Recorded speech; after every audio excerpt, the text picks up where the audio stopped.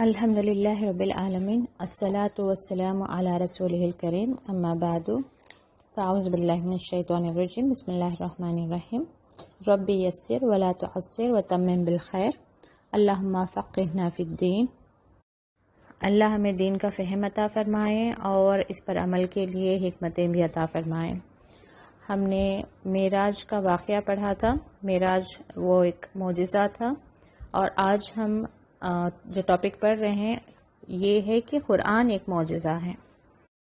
جیسا کہ پہلے ذکر ہو چکا ہے کہ کافروں کے معجزے طلب کرنے پر رسول اللہ صلی اللہ علیہ وسلم اور دوسرے مومنین کے دلوں میں یہ خواہش پیدا ہوتی تھی کہ کاش کوئی ایسا معجزہ ظاہر ہو جائے جسے دیکھ کر یہ لوگ ایمان لے آتے۔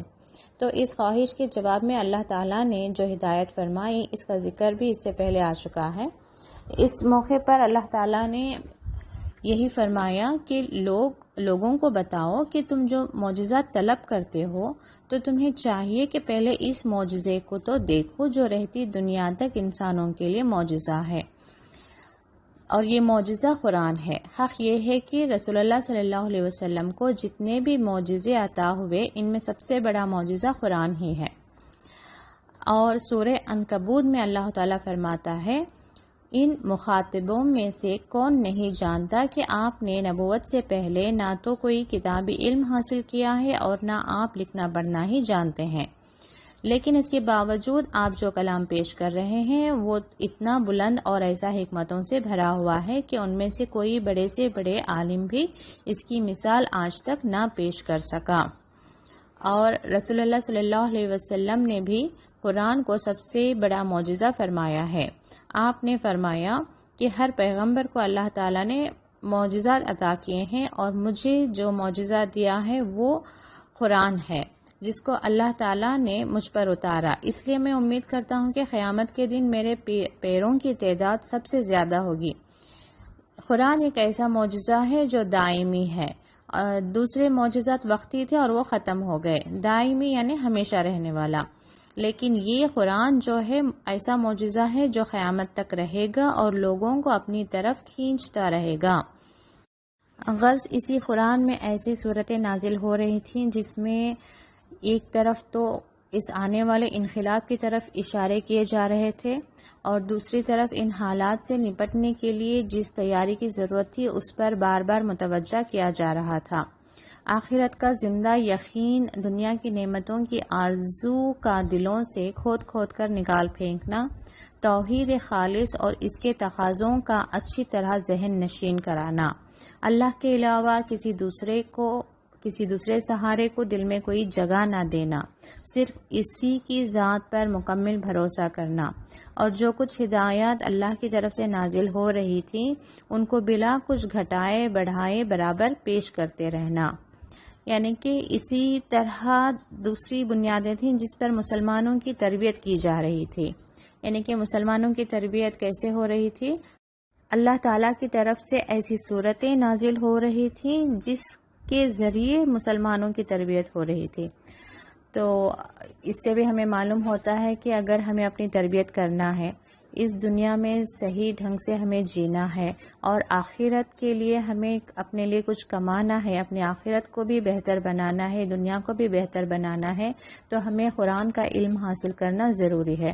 اور قرآن کا علم یہ نہیں کہ ہم صرف رواں پڑھ لیں، یعنی قرات پڑھ لیں، تجوید سے پڑھیں، بلکہ اس میں جو حکمتیں ہیں، جو نصیحتیں ہیں، جو دلائل ہیں، اسے سمجھنا بہت ضروری ہے۔ تو بہنوں کوشش کریں کہ آپ قرآن کو ترجمے کے ساتھ پڑھا کریں یا قرآن کی تفسیر کو سنا کریں۔ تو سورہ عنکبوت میں ہدایت دی گئی کہ اے میرے بندو، بندگی تو میری ہی کرتے رہنا۔ اگر میری بندگی کی وجہ سے تمہارے اپنے وطن کی زمین تمہارے لیے تنگ ہو گئی ہے تو اس کی پرواہ نہ کرنا، میری زمین بہت وسیع ہے۔ مراد یہ ہے کہ چاہے گھر بار چھوٹ جائے لیکن میری بندگی کا رشتہ نہ ٹوٹنے پائے۔ زیادہ سے زیادہ جو خطرہ کسی جاندار کو ہو سکتا ہے وہ موت کا خطرہ ہے، تو یقین رکھو کہ مرنا تو ہر ایک کو ہے اور پھر پلٹ کر میرے ہی پاس آنا ہے۔ تو اگر میری ہی راہ میں موت آئے تو پھر فکر کس بات کی ہے؟ جو کوئی ایمان اور عمل صالح کی پونجی لے کر آئے گا، اسے ایسے باغوں میں آرام سے رکھا جائے گا جس کے نیچے نہریں جاری ہوں گی اور جہاں وہ ہمیشہ رہے گا۔ یہ کیسا اچھا بدلہ ہے عمل کرنے والوں کے لیے۔ تو اس طریقے سے مکے کے مسلمانوں کو ہجرت کے لیے اشارہ دیا جا رہا تھا۔ ہجرت کسے کہتے ہیں؟ صرف اللہ کے دین کی خاطر اپنے وطن کو چھوڑ کر کسی ایسی دوسری جگہ چلے جانا جہاں دین کے تقاضے پورے ہو سکیں، ہجرت کہلاتا ہے۔ یعنی مسلمانوں کے لیے جائز نہیں کہ وہ محض کاروبار، گھر اور جائیداد یا رشتہ داروں کی وجہ سے ایسی جگہ چمٹا رہے جہاں اس کے لیے اسلامی زندگی بسر کرنے اور اللہ کے دین کی دعوت دینے کی آزادی نہ ہو۔ یہاں ہم مسلمانوں کے لیے بھی یہ سمجھ لینے والی بات ہے کہ جو شخص اللہ کے دین پر ایمان لایا ہو، اس کے لیے کسی نظام کفر کے تحت زندگی بسر کرنا صرف 2 ہی صورتوں میں جائز ہو سکتا ہے۔ یعنی کہ کافروں کی نظام میں، ان کے انڈر میں ہم اسی وقت رہ سکتے ہیں جب ایک تو یہ کہ وہ اس سرزمین میں اسلام کو غالب کرنے اور نظام کفر کو نظام اسلام میں تبدیل کرنے کی جدوجہد کرتا رہے۔ یعنی کہ آپ کسی ایسے ملک میں ہیں جہاں پر آپ کے اوپر حکمران کافر ہیں، تو آپ اس ملک میں اس لیے رہ سکتے ہیں تاکہ آپ اسلام کو پھیلا سکیں، اللہ کے دین کو نافذ کر سکیں۔ جتنی ہماری استطاعت ہے اتنی ہم کوشش کرتے رہیں، اور جس طرح کہ اب تک مسلمان مکے میں رہ کر برابر کر رہے تھے اور اس کام کے مقابلے میں ہر قسم کی سختیاں جھیل رہے تھے۔ دوسرا یہ کہ وہ در حقیقت وہاں سے نکلنے کی کوئی راہ نہ پاتا ہو، یعنی کہ ادروائز اس لینڈ میں، اس زمین میں کب رہ سکتے ہیں جب وہاں سے نکلنے کے لیے اور کہاں جانا ہے، اس کا ڈیسٹینیشن اور اس کا کوئی آپ کو راستہ نظر نہ آئے، صرف مجبوری میں وہاں پہ رہ سکتا ہے، یا اس کے لیے کوئی ایسی جگہ میسر نہ ہو جہاں وہ اسلامی زندگی گزارنے اور نظام اسلام کو برپا کرنے کی جدوجہد کر سکے۔ یعنی کہ یہ نہیں کہ یہ ایک ایسے ملک سے آپ نکلیں جہاں پر اسلام نافذ نہیں ہے اور کسی ایسے ملک میں جائیں اور وہاں پہ بھی اسلام نہیں ہے، تو ایسی ہجرت نہیں کرنی چاہیے۔ جہاں آپ کے لیے اسلام پر عمل کرنا مشکل ہے، ایسی جگہ سے نکل کر ایسی زمین میں یا ایسے ملک میں آپ کو ہجرت کرنا چاہیے جہاں پر آپ دین پر عمل کر سکتے ہوں۔ لیکن جب کوئی ایسا مقام میسر آ جائے جہاں دین کے تقاضے پورے ہو سکیں، جیسا کہ اب مدینے کی سرزمین سے امیدیں قائم ہو چکی تھیں، جیسے کہ ہم نے پڑھا کہ 3 سال لگاتار مدینے سے آئے ہوئے کچھ لوگ رسول اللہ صلی اللہ علیہ وسلم کے ہاتھ پر بیعت لے رہے تھے، اسلام میں داخل ہو رہے تھے، اور آپ نے ان کے ساتھ حضرت مصعب بن عمیر رضی اللہ عنہ کو بھی بھیجا تھا، اور وہ مدینے میں گھر گھر جا کر قرآن مجید پڑھ کر سناتے اور اسلام کی دعوت دیتے، تو اور اس طریقے سے روزانہ 1 یا 2 آدمی اسلام قبول کر لیتے تھے۔ یعنی کہ وہاں پہ مدینے میں جو ہے اب اسلام کافی حد تک پھیل گیا تھا۔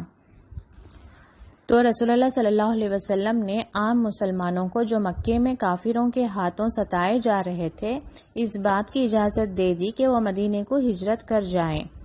یہ دیکھ کر کافروں نے مسلمانوں کو ہجرت سے روکنے کے لیے مظالم اور بڑھا دیے اور ہر طرح کی کوشش کی کہ یہ لوگ ان کے چنگل سے نکل کر جا بھی نہ سکیں، لیکن مسلمانوں نے اپنے مال، جان اور اولاد کو خطرے میں ڈال کر اللہ کی دین کی خاطر اپنے وطن کو چھوڑ دینا ہی پسند کیا، اور کوئی لالچ اور دباؤ انہیں ان کے ارادے سے نہ روک سکا۔ رفتہ رفتہ بہت سے صحابہ رضی اللہ عنہم مدینہ تشریف لے گئے، اور رسول اللہ صلی اللہ علیہ وسلم کے ساتھ حضرت ابو بکر رضی اللہ عنہ اور حضرت علی رضی اللہ عنہ رہ گئے، یا کچھ ایسے مسلمان رہ گئے جو مفلسی کی وجہ سے مجبور تھے اور سفر نہیں کر سکتے تھے۔ جب نبوت کا 13واں سال شروع ہوا تو اس وقت بہت سے صحابہ ہجرت کر کے مدینہ پہنچ چکے تھے۔ اب قریش نے دیکھا کہ مسلمان تو مدینے میں جا کر طاقت پکڑتے جاتے ہیں اور وہاں اسلام پھیلتا جا رہا ہے، تو انہیں بڑی تشویش ہوئی اور انہوں نے اسلام کو آخری طور پر ختم کرنے کے لیے تدبیریں سوچنا شروع کی۔ آخر کار ابو جہل نے یہ مشورہ دیا کہ ہر قبیلے میں سے ایک جوان منتخب کیا جائے اور یہ سب مل کر ایک ساتھ محمد صلی اللہ علیہ وسلم پر حملہ کریں اور انہیں قتل کر دیں۔ اس طرح ان کا خون تمام قبیلوں میں بٹ جائے گا، یعنی کہ الزام تمام قبیلوں والوں پر آ جائے گا، اور خاندان ہاشم کے لیے یہ ممکن نہ ہوگا کہ تمام قبیلوں کے مقابلے میں اکیلے جنگ کر سکیں، یعنی کہ صرف ایک قبیلے سے کوئی ایک انسان قتل کرے گا تو اس کے ساتھ جنگ کی جائے گی۔ اگر تمام ہی قبیلوں سے ایک نوجوان آ کر قتل کرتا ہے تو اب کیا ہوگا کہ خاندان ہاشم کو تمام ہی قبیلوں سے جنگ لڑنی ہوگی، تو اس لیے وہ جنگ نہیں کریں گے۔ تو اس رائے کو سب نے پسند کیا اور بالآخر اس کام کے لیے ایک رات مقرر کر لی گئی اور یہ طے پایا کہ اس رات کو سب منتخب لوگ آپ کے گھر کو گھیر لیں گے اور آپ صلی اللہ علیہ وسلم صبح باہر تشریف لائیں تو یہ اپنا کام کر ڈالیں۔ وحی کے ذریعے آپ کو یہ حکم مل گیا کہ اب آپ بھی مکہ چھوڑ کر مدینہ تشریف لے جائیں۔ چنانچہ اس ہجرت سے 2-3 دن پہلے آپ نے حضرت ابو بکر صدیق رضی اللہ عنہ سے مشورہ کیا اور یہ طے ہو گیا کہ رسول اللہ صلی اللہ علیہ وسلم کے ساتھ حضرت ابو بکر رضی اللہ عنہ تشریف لے جائیں گے۔ سفر کے لیے اونٹنیاں بھی تجویز ہو گئیں اور مختصر سا زاد راہ یعنی سفر کا سامان بھی تیار کر لیا گیا، یعنی کہ جس رات کے لیے قریش نے منتخب کیا تھا اس سے 2-3 دن پہلے ہی رسول اللہ صلی اللہ علیہ وسلم تک وحی کے ذریعے اس بات کا پتہ چل گیا تھا، تو آپ نے اس رات کو ہی ہجرت کرنے کا اپنے ابو بکر رضی اللہ عنہ کے ساتھ مل کر تدبیر کر لی تھی۔ کفار قریش نے جو رات رسول اللہ صلی اللہ علیہ وسلم کے قتل کرنے کے لیے طے کی تھی، اس رات کو آپ نے حضرت علی رضی اللہ عنہ کو بلایا اور فرمایا کہ مجھے ہجرت کا حکم مل چکا ہے، میں آج رات مدینہ روانہ ہو جاؤں گا، میرے پاس بہت سے لوگوں کی امانتیں جمع ہیں، یہ تم صبح ان لوگوں کو واپس کر دینا اور آج رات تم میرے بستر پر سوتے رہنا تاکہ دیکھنے والے مطمئن رہیں کہ میں گھر میں موجود ہوں۔ رات کو کفار نے آپ کا گھر گھیر لیا۔ جب رات زیادہ ہوئی تو آپ خاموشی اور اطمینان کے ساتھ مکان سے باہر نکلے۔ اس وقت آپ سورہ یاسین کی آیت فَأَغْشَيْنَاهُمْ فَهُمْ لَا يُبْصِرُونَ تلاوت فرما رہے تھے۔ آپ نے ایک مٹھی خاک بھر شاہت الوجوہ یعنی چہرے بگڑ جائیں یہ فرماتے ہوئے کفار کی طرف پھینکی اور ان کے درمیان سے ہو کر تشریف لے گئے۔ اس وقت اللہ تعالیٰ کی قدرت سے ان محاصرہ کرنے والوں پر ایسی غفلت طاری ہوئی کہ وہ رسول اللہ صلی اللہ علیہ وسلم کو تشریف لے جاتے ہوئے دیکھ ہی نہ سکے۔ آپ حضرت ابو بکر رضی اللہ عنہ کے مکان پر تشریف لے گئے اور وہاں سے ان کے ہمراہ مکے سے باہر جا کر غار سور میں چھپ گئے۔ حضرت ابو بکر رضی اللہ عنہ کے صاحبزادے حضرت عبداللہ جو اس وقت 9 عمر تھے، رات کو ان صاحبان کے پاس رہتے یعنی کہ غار میں رہتے اور صبح مکے میں آ کر پتہ چلاتے کہ کفار اب کیا مشورہ کر رہے ہیں۔ جو کچھ معلوم ہوتا اس سے ان دونوں بزرگوں کو بھی باخبر کرتے رہتے۔ کچھ رات گئے حضرت ابو بکر رضی اللہ عنہ کا غلام بکریوں کا دودھ لے آتا یا کبھی گھر سے کچھ کھانا پہنچ جاتا۔ اس طرح 3 راتوں تک یہ دونوں صاحبان وہاں ٹھہرے رہے۔ صبح کو جب کافروں نے دیکھا کہ رسول اللہ صلی اللہ علیہ وسلم مکے سے ہجرت فرما گئے تو بہت پریشان ہوئے اور آپ کی تلاش میں ادھر ادھر دوڑ پڑے۔ ایک بار یہ لوگ آپ کو ڈھونڈتے ڈھونڈتے عین اس غار کے منہ تک آ گئے جہاں رسول اللہ صلی اللہ علیہ وسلم اور حضرت ابو بکر رضی اللہ عنہ چھپے ہوئے تھے۔ ان لوگوں کے قدموں کی آہٹ پا کر حضرت ابو بکر رضی اللہ عنہ کچھ پریشان ہوئے، اس لیے نہیں کہ انہیں اپنی جان کا خطرہ تھا بلکہ اس لیے کہ کہیں اللہ کے رسول صلی اللہ علیہ وسلم کو کوئی تکلیف نہ پہنچے۔ آپ نے ان کی گھبراہٹ دیکھ کر نہایت اطمینان سے انہیں تسلی دی اور فرمایا لا تحزن ان اللہ معنا، گھبراؤ نہیں اللہ ہمارے ساتھ ہے۔ چنانچہ ایسا ہی ہوا۔ اللہ تعالیٰ کے حکم سے غار کے منہ پر کچھ ایسی علامتیں پیدا ہو گئیں کہ انہیں دیکھ کر کافروں نے سمجھا کہ اس غار میں کوئی داخل نہیں ہوا ہے۔ کہا جاتا ہے کہ مکڑی نے غار کے منہ پر جالا تان دیا تھا اور کسی کبوتر نے اپنا گھونسلہ رکھ لیا تھا۔ جسے دیکھ کر دیکھنے والوں کو یہی یقین ہوا کہ اس غار میں عرصے سے کوئی داخل نہیں ہوا ہے۔ ساتھ ہی کفار قریش نے یہ اعلان کر دیا کہ اگر کوئی شخص محمد صلی اللہ علیہ وسلم کو زندہ یا مردہ گرفتار کر کے لائے گا تو اسے 100 اونٹ انعام دیا جائے گا۔ اس انعام کا اعلان سن کر کتنے ہی آدمی آپ کی تلاش میں ادھر ادھر نکل کھڑے ہوئے۔ چوتھے دن رسول اللہ صلی اللہ علیہ وسلم غار سور سے نکلے اور ایک رات اور ایک دن برابر سفر کرتے رہے۔ سفر کے لیے حضرت ابوبکر رضی اللہ عنہ کی تیار کی ہوئی 2 عمدہ اونٹنیاں پہلے سے طے ہو چکی تھیں۔